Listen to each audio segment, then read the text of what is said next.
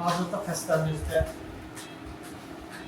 laparoskopik düz bağırsağın ön rezeksiyası əməliyyatı icra edirik. Əməliyyatın belə deyək, bir neçə etapı var ki, ən vacib etaplarından biri bağırsağın sərbəstləşdirilməsidir, onun radikal şəkildə hazırlanmasıdır. İndi biz bu etapdayıq. Bunun üçün bağırsağın bayır tərəfindən, iç tərəfindən bizim tibbi dildə lateral və medial dediyimiz sahələrdən damarsız embrional qatlara girməklə heç bir damarı kəsmədən bütün bağırsağın sol tərəfini və düz bağırsağı tam sərbəstləşdiririk. Bunun üçün təbii ki, əməliyyatın ən vacib etaplarından biri budur. Kifayət qədər bizdən bu vaxt alır.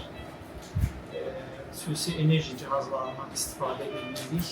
Amma qeyd etdiyim kimi damarsız sahədən işləyərək icra edədiyimiz üçün böyük damarları hələlik demək olar ki, bağlamırıq. Laparoskopik yolla tam hazırlıq gördükdən sonra bağırsağın hazırlanan segmentini kəsib çıxardacağıq və xüsusi tikiş aparatlarının tətbiqi ilə kolorekta anastomoz qoymağı planlayırıq.